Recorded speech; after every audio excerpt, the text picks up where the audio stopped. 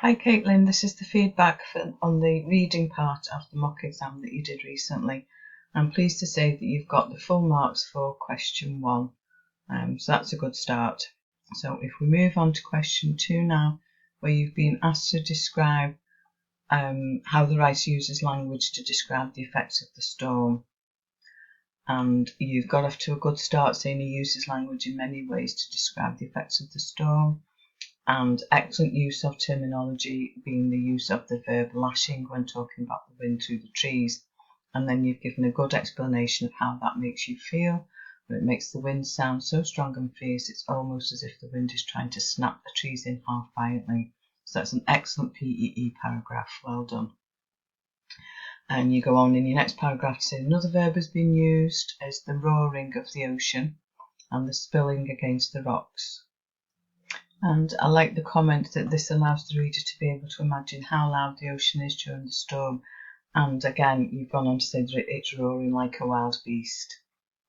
And you've also gone on to say that the verb spilling creates an image that the ocean is like water in a glass being shaken by the strong winds and the water spilling out, showing the water from the ocean being thrown onto the land. So there's some excellent analysis taking place here. I also like your last paragraph, whilst not necessarily addressing the language features that have been used, although you have mentioned foreshadowing here. I like the idea that you've thought of the bird and the dream relating to his mum and foreshadowing that nature is angry and that her illness might take his mother away. So I think that's a good analysis of the piece overall. So well done. If we look at the mark scheme, so I think it's definitely in band 3. So I would give it 6 out of the possible 8 marks for this question. So well done. Moving on to question 3, which is the question about structure. How is the text structured to interest you as a reader? I like the way you started off again, because you said, for me, the way that this text is structured really captures my attention straight away. I like the bit that you said it's the dramatic opening and it's the beginning of the story. It begins with Alex's nightmare, and the nightmare itself was dramatic, and I like the bit where you're saying that it's a sign of things to come later on in the story. I think it would have been good if you could have included a quote in there just to back up one of your points, either the dramatic nature of the opening or the nightmare. And then you said it changes to focus on when he wakes up and brought back to reality. And you've put a quote in there about that, so that's good. And then it goes on to talk about his day. You could have mentioned the fact that it seems to be in 2 parts. The first one where it's just focusing on Alex himself, and then the second part when it's focusing on him with his family and his interaction with his family. But you have mentioned about the sisters, and he tells them to shut up. And I like this bit about the dialogue being separated into a line each, and the idea that he could be in denial and he's zoning out. So I think those are some good points that you've made there.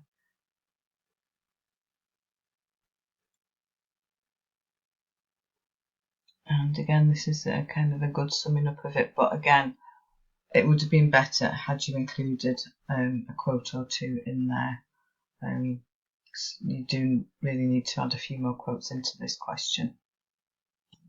So looking at the mark scheme for this question, it says shows clear understanding of structural features, so I think you have done that, and explains clearly the effects of the writer's choice of structural features. You have, because you said about it's the beginning and the nightmare and so on, it's the beginning of the story, but foreshadowing that something bad's going to happen. And then you said it changes to focus on when he wakes up and faces reality, and then goes on to talk about his day and the relationship with the sisters. So yeah, I think you have covered that part. And here then you've got it moves on to the start of the day and him being angry. select a range of relevant examples. I think this is a bit that you've not quite done enough of. You could have done with a couple of more examples in the first and last paragraph. But makes clear and accurate use of subject terminology. You have done. Although it says terminology, it's not looking for verbs and nouns and that kind of terminology, because that is question 2. But it's the words to do with structure. So it begins, you said focusing, changing the focus.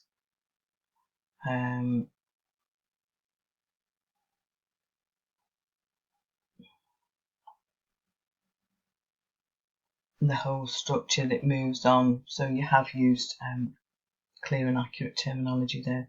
So I think the marks for this one, I think it would be 5 out of the possible 8 marks, purely because you've not included enough quotes. But that's still a very good score, so well done.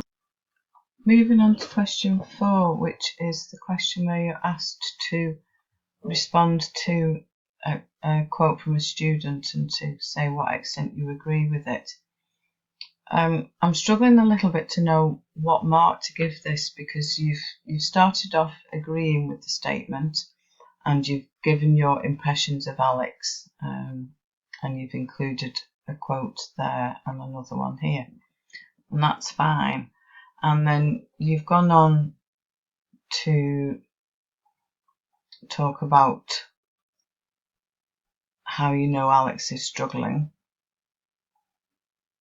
the lack of his mum, how she would work for several hours to take care of everybody. You said, in your opinion, the clear sign that Alex is struggling to cope is his anger with everybody. He's intolerant of his sisters, and it's as though he doesn't have the energy for it. And another sign to show he's struggling would be that he yells at his sisters for mentioning their mother. The only time he wants to think about her is when he's missing her presence. And then you've said the only time he does think about her is when how she is now, and you've given the quote of she was little more than a silent ghost, compared to what she was like before, the complete contrast, and he can't handle it well. And again, another paragraph, he mentions how his father isn't as strict as his mother, doesn't have as much control. You could have done with adding a few more quotes in. I think you really need to include one quote at least for every paragraph that you do, but that's easily remedied.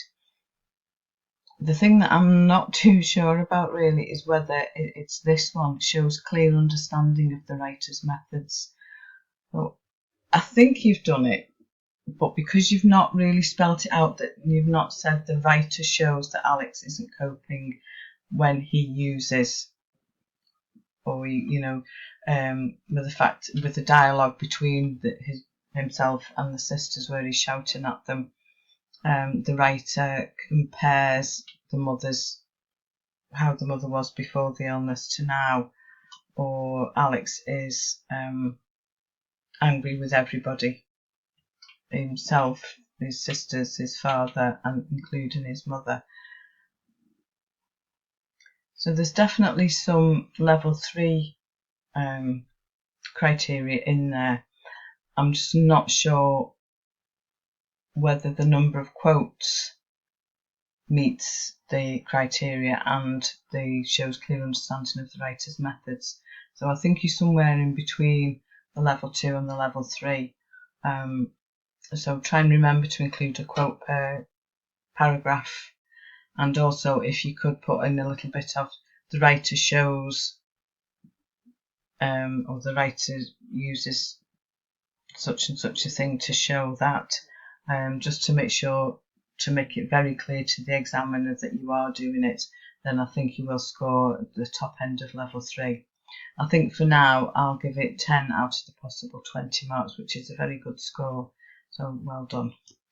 That gives you an overall score for the reading paper of 25 out of 40, which I would say is definitely going to be a level 4, probably a level 5, and I think you could definitely get higher as well. So keep up the good work, keep attending and doing your homework, and you should be on track to get a good score in your GCSE. Well done.